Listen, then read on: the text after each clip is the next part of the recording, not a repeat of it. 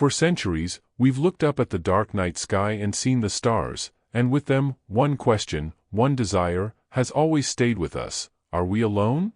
Is there life breathing somewhere far away in this infinite universe? What if the answer is closer than we ever imagined? What if the signal we've been searching for over centuries, that faint whisper, has finally started to be heard? Friends, that voice, that hint, we may have just found it. Welcome to the Window TV Space YouTube channel. Today, we're going to talk about a discovery that brings science fiction one step closer to reality. A place 120 light-years away from us, a planet called K2-18b. Remember the scent near the ocean shore? That faint egg-like smell always lingering in the air? On Earth, that smell often signals the presence of life. Tiny marine organisms release a specific gas that creates it. Now imagine, what if we find the same chemical fingerprint of that smell in the atmosphere of an alien planet? NASA's James Webb Space Telescope has detected just such a potential signal on K2-18b, a molecule called DMS, dimethyl sulfide. On Earth, DMS is produced almost exclusively by living organisms. A potential alien life fingerprint found? But before we declare this an alien life discovery, we need to take a deep breath and understand the science. How strong is the evidence? What's the science behind it? Could there be another explanation? And what is K2-18b, this planet making headlines? Segment 1, K2-18b, the mysterious super-Earth. K2-18b was first discovered in 2015 by NASA's legendary Kepler Space Telescope, famous for finding thousands of exoplanets. It's located in the Leo constellation, so far away that its light takes 120 years to reach us. Which means the K2-18b we're seeing today is actually the K2-18b from 120 years ago. It orbits a red dwarf star named K2-18, a star smaller, cooler, and redder than our Sun, and it lies in its habitable zone. Remember the Goldilocks zone? Not too hot, not too cold, just right for liquid water to exist. Red dwarfs are the most common stars in the universe, so finding planets in their habitable zones is very promising in the search for life. In terms of size, K2-18b is about 2.6 times the radius of Earth and 8.6 times as massive. Planets in this size range are often called super-Earths or mini-Neptunes. This category is mysterious, because our solar system doesn't have any planets like this, so we don't exactly know what they're like inside. Is it a giant rocky planet like Earth with a thick atmosphere? A small gas giant like Neptune with an icy, rocky core? Or something entirely new, a world with a rocky core, a deep global ocean above that, and then an atmosphere? It's this last possibility that makes K2-18b super interesting. Segment 2, Whispers from Water Vapor, the Early Clues. K2-18b first caught public attention in 2019 when the Hubble Space Telescope, along with ground-based telescopes, detected clear signs of water vapor in its atmosphere. It was the first time that water molecules were clearly detected in the atmosphere of an exoplanet located in the habitable zone. This discovery immediately put K2-18b in the potential water world category. Scientists began to wonder, could this planet have clouds? Rain? Oceans on its surface?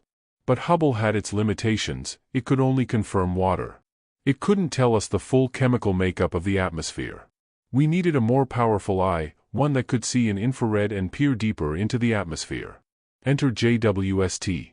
Segment 3, the infrared eye. JWST changes everything. The James Webb Space Telescope isn't just any space telescope, it's an engineering marvel. It's like a time machine that can see the earliest moments of the universe, and when it comes to exoplanets, it's a total game changer, because it sees primarily in infrared. Why is infrared so important? Because molecules in a planet's atmosphere, like water, methane, CO2, absorb specific infrared wavelengths. Every molecule has a unique fingerprint. And infrared light can penetrate haze and clouds better than visible light, critical for planets like K2-18b, which may have thick atmospheres. Hubble observed invisible light, so it missed many details. JWST uses a technique called transmission spectroscopy. When K2-18b passes in front of its star, starlight filters through the atmosphere. JWST breaks this light into a spectrum, like a prism, and examines which infrared colors are missing. These missing colors tell us which molecules are present. Imagine recognizing someone's perfume just by its scent signature, from 120 light-years away. That's what JWST can do. Segment 4, the jaw-dropping discovery, that ocean smell molecule. JWST turned its infrared eye on K2-18b, and the data it sent back sent shockwaves through the scientific community.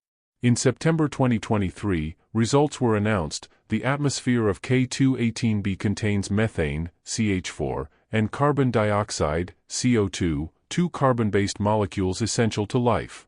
This strongly supported the theory that K2-18b could be a Hycean world. But the real bombshell was yet to come. The data showed a potential signal of one more molecule, one that instantly grabs the attention of any biologist, dimethyl sulfide, or DMS. Why is DMS so special? Because here on Earth, DMS is almost entirely produced through biological processes. Tiny microscopic algae in the ocean, called phytoplankton, process a compound called DMSP and release DMS gas, which also helps form clouds and is a key part of Earth's natural sulfur cycle. And the engines that drive this cycle? Living organisms. We don't know of any significant natural, non-biological processes on Earth that produce large amounts of DMS. Volcanoes release some sulfur dioxide, but DMS is largely a signature of life. So when JWST found hints of DMS in K2-18b's atmosphere, you can imagine the level of excitement. This could be a potential biosignature. A chemical signature of life. As if K2-18b is sending us a message, I am alive. Segment 5, welcome to the Hycean class, a new type of habitable world. With the potential detection of DMS, the presence of methane and CO2, and a noticeable lack of ammonia, NH3, K2-18b becomes a textbook example of a Hycean world.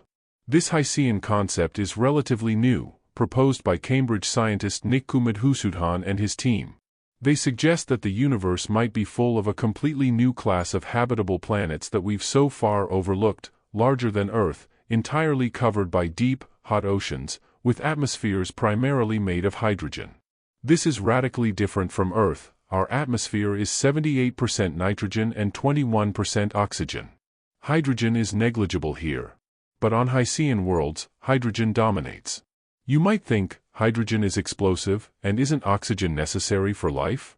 Not really.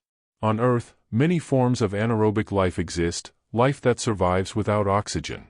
And hydrogen is a great greenhouse gas that can keep a planet warm, even if it's farther from its star. K2-18b's size, along with the presence of CH4 and CO2, supports this model. These gases suggest the planet is chemically active, possibly with reactions happening between the ocean and the atmosphere. And the absence of ammonia? If the hydrogen-rich atmosphere lies directly above a liquid ocean, we'd expect ammonia to form. Its absence could mean either the conditions aren't right for it to form, or some biological process is consuming it. Hycean worlds could be unique playgrounds for life, maybe near the ocean surface or deep near hydrothermal vents. This tells us that life might exist in places we've never even imagined. Segment 6, the reality check, doubts, questions, and the scientific process. Okay, excitement is good. But it's time to cool things down a little. As I said in the beginning, the DMS detection is still tentative. Not confirmed. There is no solid proof yet.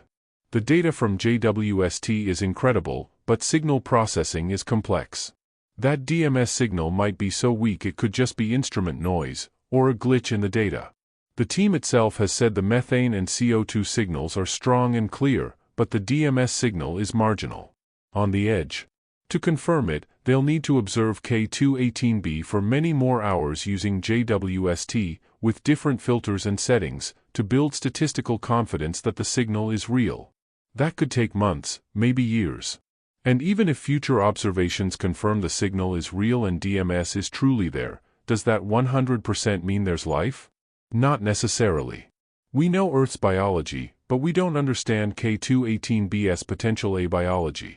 K2-18b may be a Hycean world, with conditions vastly different from Earth in terms of pressure, temperature, chemical mix, and radiation from its star. There could be some unknown geological process, or exotic chemical reactions between ocean and atmosphere, that produce DMS, without life. When we explore entirely new types of worlds, we must be prepared for non-biological possibilities too.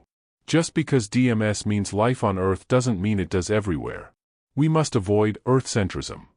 And finally, K2-18b star is a red dwarf, and red dwarfs are often extremely active. They throw powerful solar flares and high-energy radiation that could affect the planet's atmosphere. So, could K2-18b be our first glimpse into an alien ocean world teeming with life? Only time, and the James Webb Space Telescope, will tell. But one thing is certain, we are closer than ever to answering the biggest question in the universe: are we alone? If you found this journey into deep space fascinating, don't forget to like, share, and subscribe for more space mysteries and mind-blowing discoveries. And hey, what do you think? Could there really be life out there, or is it just chemistry playing tricks on us? Drop your thoughts in the comments below, we'd love to hear from you. Until next time, keep looking up, because the universe is watching back.